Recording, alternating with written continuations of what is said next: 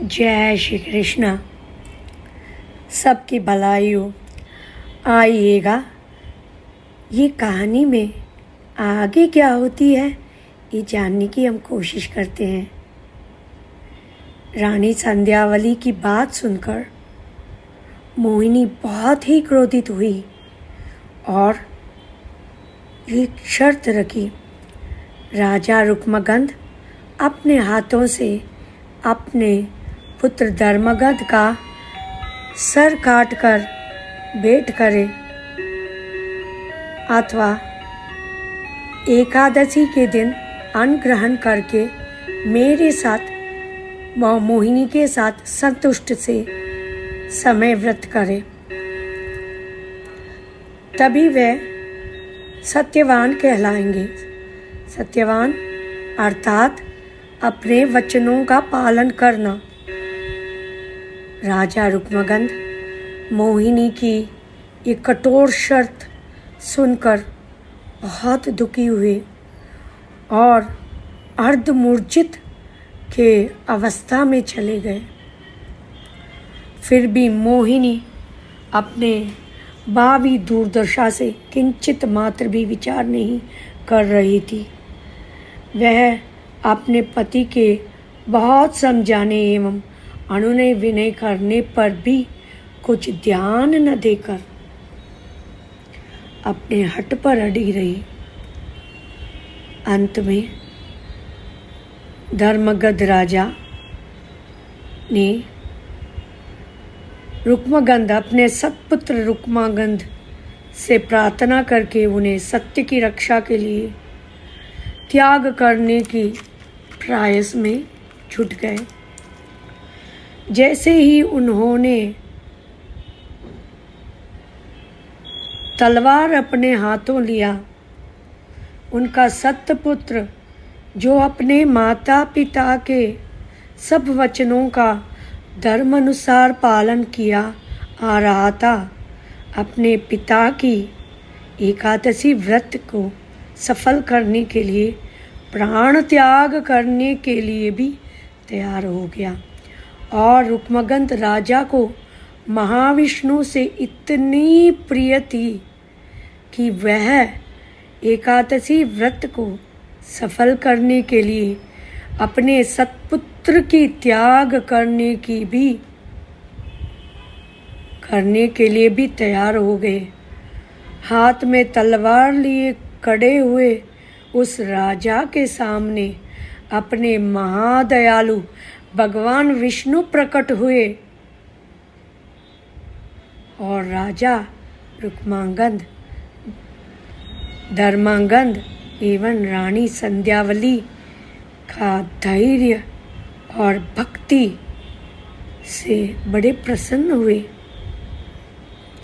उनके हाथों से तलवार छूटी और हमारे करुणा सागर सौंदर्य से भरे हुए महाविष्णु, करुणा से भरे हुए महाविष्णु, दुनिया के अच्छाई के लिए 10 अवतार लिए हुए महाविष्णु, ये भूलोक में महाविष्णु भोग्य में वैकुंठ में रहते हैं।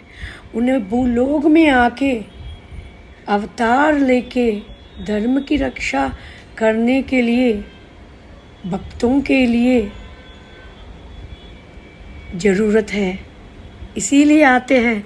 10 अवतार लिए थे धर्म स्थापित करने के लिए, बार बार भूलोक में प्रकट हुए, लोगों की, सत लोगों की रक्षा की।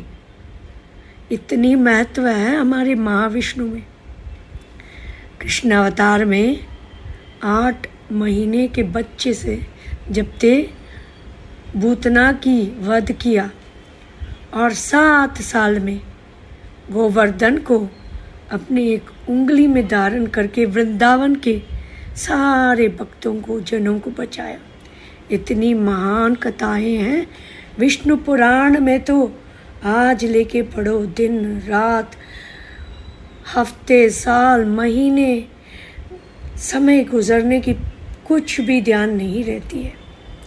शांत से एक जगह में जाकर अत्यंत शांति के साथ जितने भी मन में हमें ये करनी है, वो करनी है, बच्चे को ये चाहिए, मुझे ये चाहिए, धन कमाना है, काम के लिए क्या करूं, कल मुझे ये बिल पे करना है, सारे जो बातें दिमाग में आते रहते हैं दिन भर, सबको एक तरफ छोड़कर भगवान महाविष्णु में के ध्यान में लीन होकर, दिन में 24 घंटा है, उसमें 10 मिनट, अरे 5 मिनट हमारे किशन के ध्यान में बैठिएगा।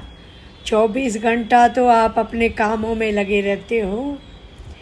वैष्णव कुल के जो हो, विष्णु की जो पूजा करते हो हमारे विष्णु के, तो 5 मिनट आपके पास नहीं है क्या? हमारे विष्णु की ध्यान कीजिए, उनकी पूजन करके तो देखिए कितनी धन्य होगी आपकी जीवन। धन धान्य सुख संपत्ति आपको ढूंढते हुए आएगी। इतनी महत्व है हमारी श्री कृष्ण जी की। तो वहाँ पर महाविष्णु प्रकट होके बहुत प्रसन्न हुए और फिर बोले, आपकी भक्ति से मैं बहुत प्रसन्न हूँ राजे।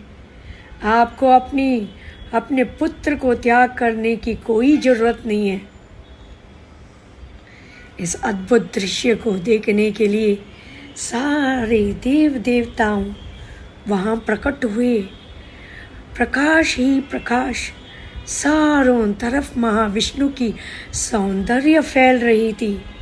उनके देखते ही देखते महात्मा नरेश, ये राजन जो हैं वो बहुत ही संतुष्ट हुए और अपने रानी संध्यावली एवं सत्पुत्र धर्मगद के साथ भगवान विष्णु के पैरों में गिर के आशीर्वाद लिए। क्रूर हृदय मोहिनी भी ये दृश्य देख रही थी। फिर उन्हें पता चला कि उनकी भक्ति की परीक्षा लेने के लिए ये मोहिनी उनके पास भेजी गई है।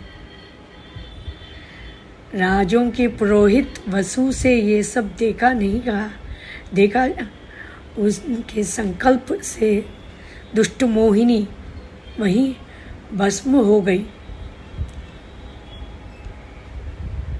राख की ढेर हो गई। इसीलिए ये जो कथा है, जो भी ये कथा सुनता है, ये वैकुंठ एकादशी का व्रत करके नियम अनुसार सुबह उठ के अपना जो बदन है उसे शुद्ध करके माथे पे चंदन लगा के भगवान की ध्यान में लग के पूजा पाठ करके नियम अनुसार ये वैकुंठ एकादशी का नियम पालन करके द्वादशी के दिन ये व्रत तोड़ते हैं, तब उनकी पूरी होती है, तब उनको स्वर्ग प्राप्त होती है। प्राप्त होके वे सीधा वैकुंठ चले जाते हैं। इसीलिए तो मंदिर में सब ये स्वर्ग का रास्ता बना के रखते हैं, ये स्वर्ग का इसका एकादशी बहुत ही महत्वपूर्ण है। और द्वादशी पारायण करते हैं। एकादशी के अगले दिन द्वादशी पारायण करके उपवास रह के एकादशी के दिन अगले दिन द्वादशी का पारायण करके वो व्रत को पूर्ण करते हैं। पूर्ण करने से उनको सीधा वैकुंठ की प्राप्ति होती है। महाविष्णु खुश होकर, हम सब ये काल चक्र में फंसे हुए हैं, दिन दौड़ते चले आ रहे हैं। ये मृत्युलोक है, इस मृत्युलोक से, ये जन्म मरण के काल चक्र से मुक्ति कैसे पाएं? अरे मुक्ति पाने का उपाय तो है, मोक्ष का उपाय एकादशी व्रत है। एक जीवात्मा भूलोक को क्यों आता है? जीवात्मा पापों के फल से भूलोक आता है। इसीलिए पाप से मुक्ति दिलाकर, पुण्य दिलाकर मोक्ष कैसे प्राप्त करते हैं? उस दिशा को दिखाने वाली बहुत ही मान्यता ये एकादशी का व्रत है। इसीलिए इसका बहुत ही महत्व और मुख्यत्व भी है, और इसके नियम अनुसार करने से सबको मोक्ष वैकुंठ प्राप्ति होती है। यही है वैकुंठ एकादशी के व्रत का मुख्य अर्थ, वैकुंठ प्राप्त करना। हमारे विष्णु के बहुत ही प्रिय हैं भक्त, हमारे विष्णु के लिए बहुत ही प्रिय हैं। भक्तों के लिए तो उन्होंने 10 अवतार लिया, धर्म स्थापन करने के लिए तो 10 अवतार लिया। आइएगा इस वैकुंठ एकादशी के पीछे क्या कहानी है आज हम जान चुके हैं, और अभी आप सबको पता भी चला होगा ये वैकुंठ एकादशी कितनी महत्वपूर्ण है और कैसे नियमानुसार किया जाता है। इसके साथ मैं ये वीडियो अंत करने जा रही हूँ। अगर आप सबको मेरी वीडियो अच्छी लगी तो ज़रूर सब्सक्राइब कीजिएगा और लाइक भी कीजिएगा। सभी बोले जय श्री कृष्ण, जय श्री कृष्ण।